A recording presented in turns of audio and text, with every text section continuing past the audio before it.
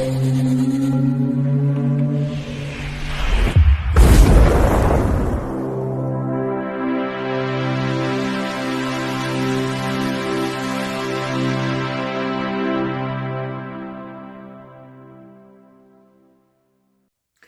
Bayek, it's me Ian. And in today's video, well, I'm continuing my look at classic Doctor Who. What I consider the golden age of Doctor Who. And we're on the Fifth Doctor. And this is The Awakening from 1984. Now, previously, we'd had Warriors of the Deep, and the next one will be Frontiers.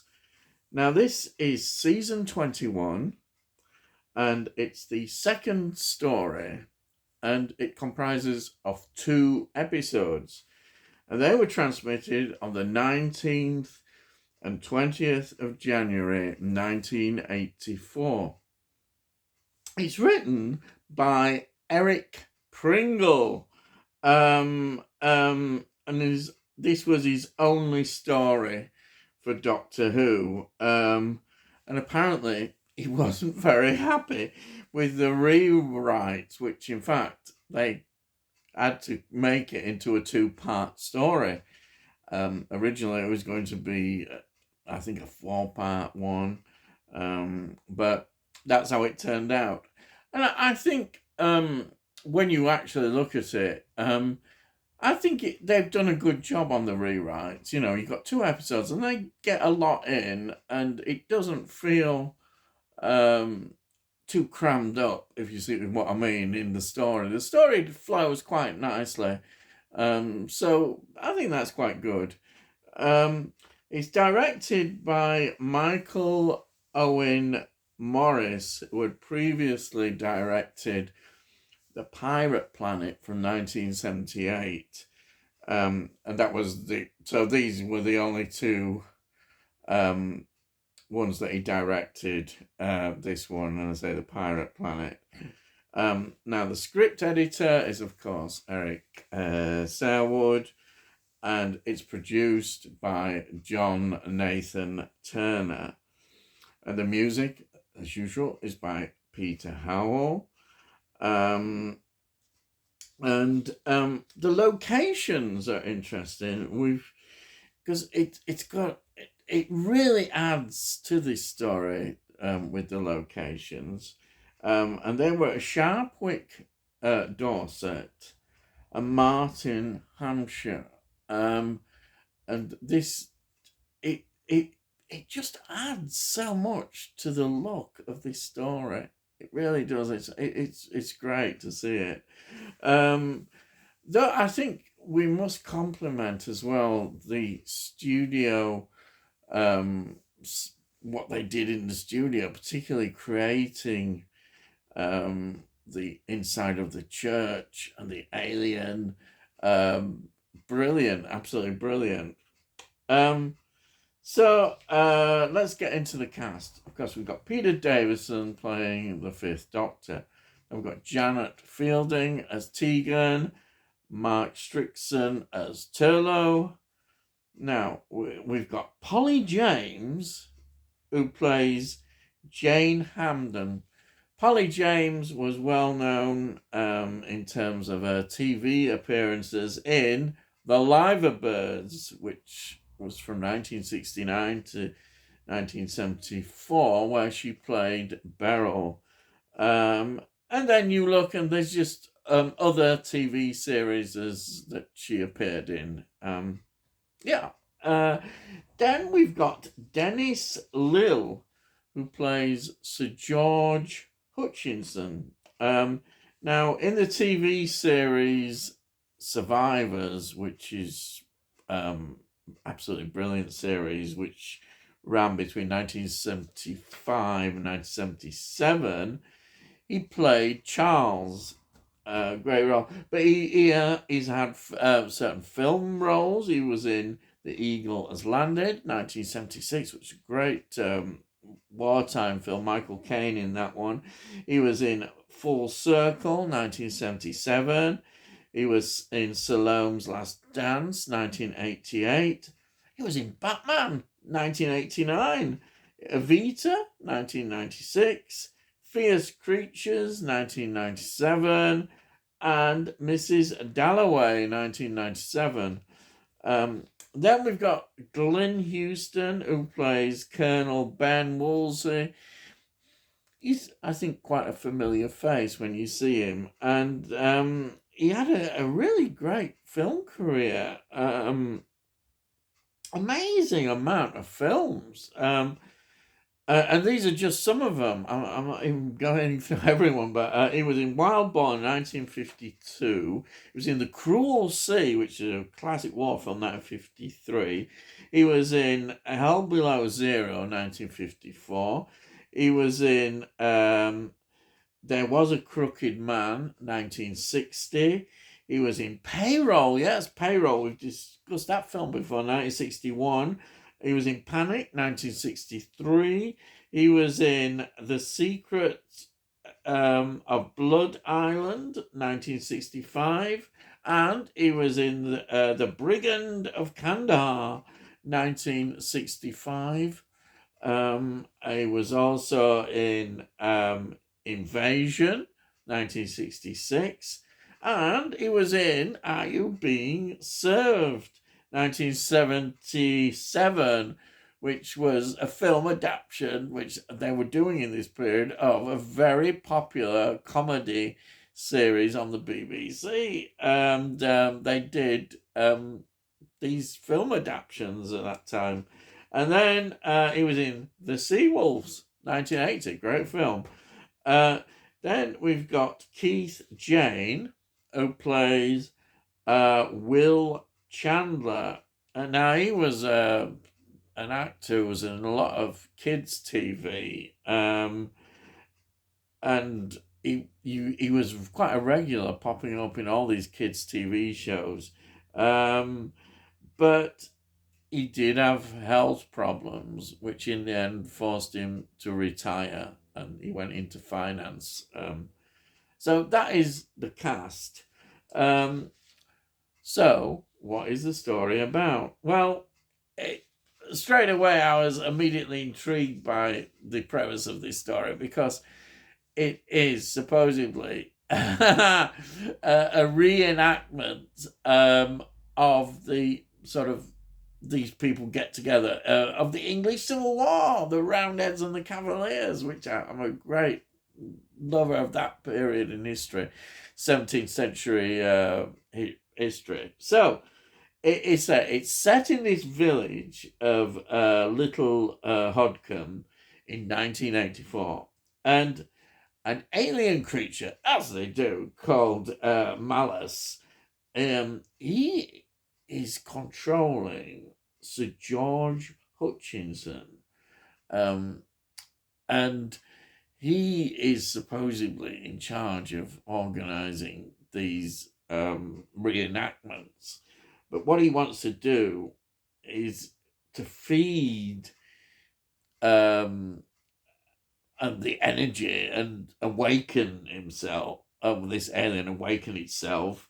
And what he's hoping to do that is by using Sir George to feed his to feed him, really, I suppose you can say, have a good old lunch or two, and this will energize him. And that comes from these deadly reenactments, because they're going to be deadly. They're not going to be just messing about, of the English Civil War period. These Cavaliers and Roundheads are going to have a real good fight, and it will be using that energy, and it will be fatal for some involved in this. That's the premise, anyhow. You think, it's a bit funny, but well, it's Doctor Who. What do you expect? But I like it. I think Doctor Who is great. Sometimes things might seem, that's a bit, but they're done so well that you just accept it. Well, I do anyway. I just love it. I'm a big Doctor Who fan all these years.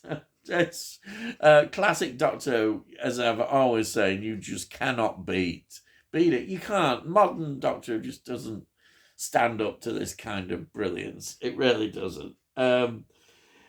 Now, how is the Doctor involved in all this? It's because the Doctor has promised Tegan to visit her grandfather, who is in this village. That's where he lives. So that's how the Doctor gets there with Turlough and that, and they, is actually, as usual, the TARDIS isn't landing where he thought it would land, but they have in fact her grandfather. She does actually meet up with him in the end. He's been sort of held captive because of what he's doing. He's one of the sane voices, if you want to put it like that. And so Tegan is there to say meet him, and Tegan is just fantastic. I love Tegan, you can't help, and especially when she gets captured and has to change into this new sort of it's like a Mayday kind of outfit, and of course that's not going to end good for a sacrifice, the pagan like tradition of sacrifice. It's all great stuff, isn't it? I love it all. But Tegan is still she just overshadows Turlough. Turlough he may be getting a little bit better, but for me, Tegan just dominates. She's fantastic. I love her. Yes. I'm a Doctor Who fan. You've got to love her. Yeah, it's a really great story of this, and it's only 2 parts. So easy to watch, and I almost want more. I wish there had been more. I'd love to have seen more of the reenactments. I'd love to have seen the Roundheads and Cavaliers, all that sort of stuff. But it is really good, and the church as well. I mean, I have to compliment what a brilliant job they do on the interiors, and of course there's an actual church that they filmed as well.